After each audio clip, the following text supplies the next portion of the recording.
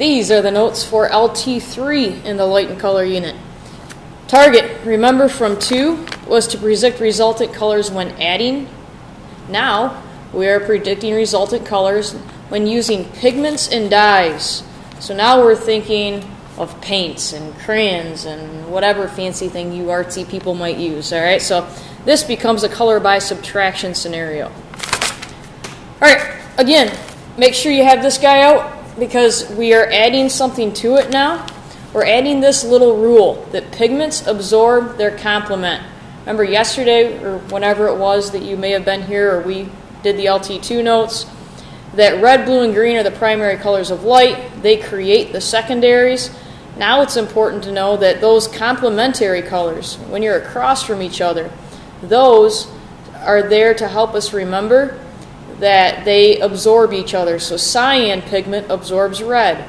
A blue pigment absorbs yellow. A yellow pigment absorbs blue. All right, so we want to make sure we have that rule. So when you hear the word absorb, think of it as that light or that frequency is subtracted out. So absorb means more of a subtraction type of scenario. When you think about light being reflected or overlapping, so if you reflect it, it's more of a color by addition. Like I said, we're going to get that other rule down here, and that was that pigments, which maybe you think of it more as dyes, absorb their complement.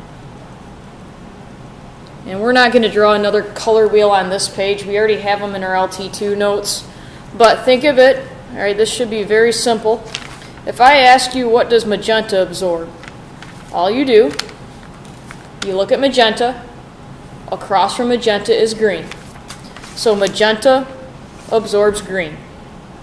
If we say, okay, what does yellow absorb? If something has a yellow pigment, like let's say a banana, a ripe banana, yellow, it appears yellow because that banana is absorbing blue. So when you look at a banana sitting there on your counter, realize there is blue light actually trapped in that banana peel. Okay? You don't get to see what gets trapped. We only see the yellow. And remember, really what we're seeing due to those cone cells in our eyes, our red cone cells are being activated and our green cone cells are being activated. We perceive that as yellow. So yellow absorbs blue.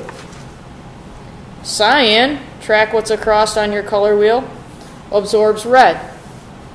And we could read this backwards. That means green absorbs magenta, right? Magenta, hopefully we remember, is actually red and blue together. So anything you look around wherever you're at right now, if you see something green, that means red and blue light is being trapped in it. So if you have some green on your shirt is trapping red and blue. If you have a blue shirt on, that means your shirt is absorbing or subtracting or trapping red and green, however you want to look at that, because yellow is red and green. If you have a red shirt on, it is only red because that color is bouncing off of it. That's what our eyes see. But that means that your shirt is actually absorbing blue and green. Okay, so that's an important rule. And so we've got these guys, blue, red, blue, and green. Remember, all three of these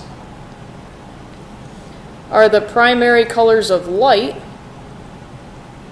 From LT2, we should know that.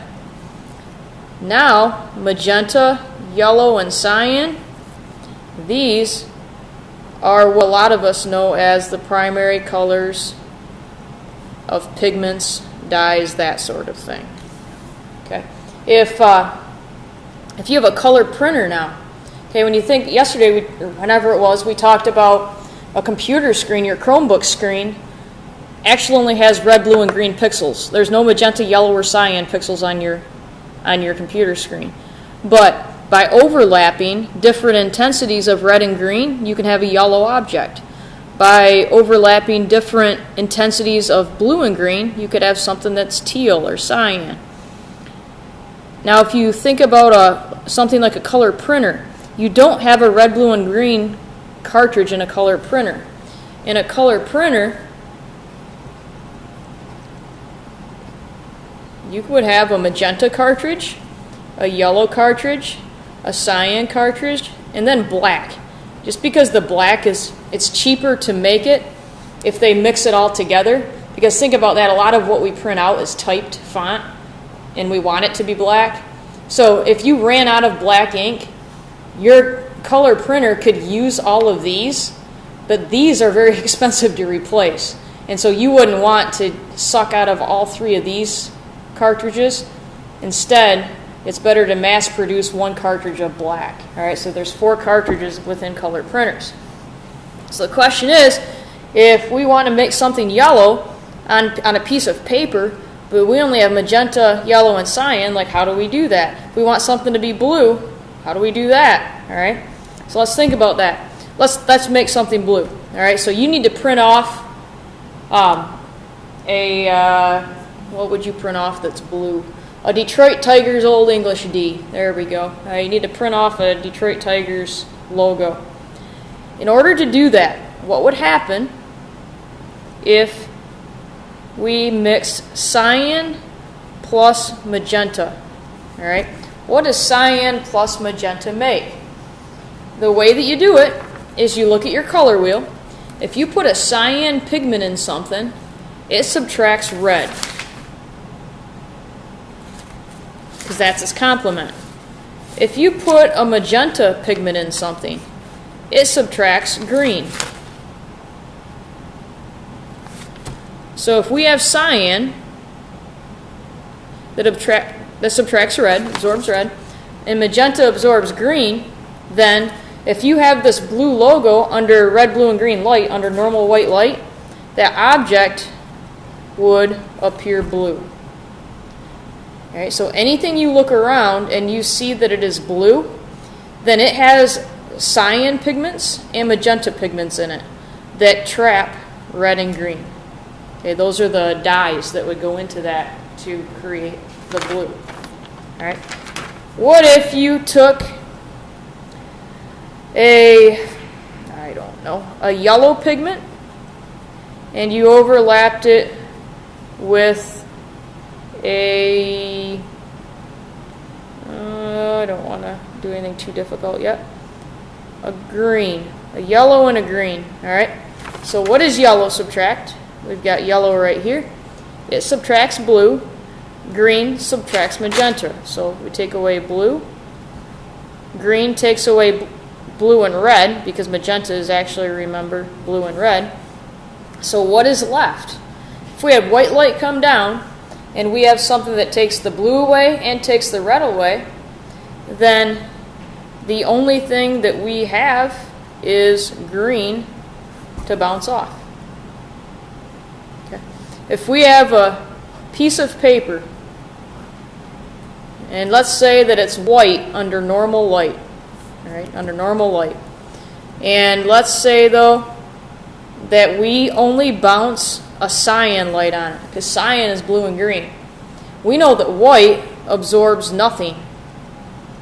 So therefore, if you had a white piece of paper and you turn off every light source in the room you're in and just shine a blue and green light on it, you turned the color of that paper to cyan. Okay. This is kind of crazy to think about. Let's say that think white t-shirt, nothing written on it, just a plain old boring white, maybe white undershirt. And you go to the auditorium and every single light source is off. You can't see your hand in front of your face. And all of a sudden, Mr. Davis puts a green spotlight on you. You are now wearing a green shirt. And it's not even a lie. It's not like, oh, I bought this white shirt and it's a lie. No, it's not. When you go to your favorite store and you pick out your favorite t-shirt or your favorite color of clothes, whatever it is, your shoes, you like them because they're bright orange. They're only orange because we're typically under white light. That's the only reason they're orange. Okay, if I've got this blue marker, sure, like I select blue sometimes to write with, and I say, oh, because it's blue. No, it's only blue because we're under white light. If you put this pen on stage and we turn off every single light, and we know that blue absorbs red and green. If I shine just a red light on that cap, we got to ignore that white part. If we shine a red light on that cap and there's no other light source, remember, it absorbs red, it stays black. This color right now is absorbing red and green. Okay, the color blue absorbs red and green. So if I shine a green light on it, it's still black. The only color this guy can be is blue. Okay, because the blue bounces off. So some of this stuff is tough to think about. It'll be really important, again, that you go to Explore Learning, and now you'll see a color by subtraction gizmo. So you'll have 3 color wheels, magenta, yellow, and cyan. Make sure it says color by subtraction, not color by addition.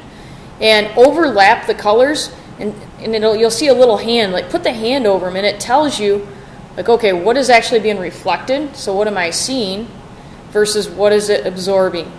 Okay, because if it's color by subtraction, it is absorbing whatever its complement is. So if we call this paper yellow, I know it's kind of sort of yellow, it's yellow because it reflects red and green, and it's trapping blue. It absorbs blue. All right, that one will take a lot of practice.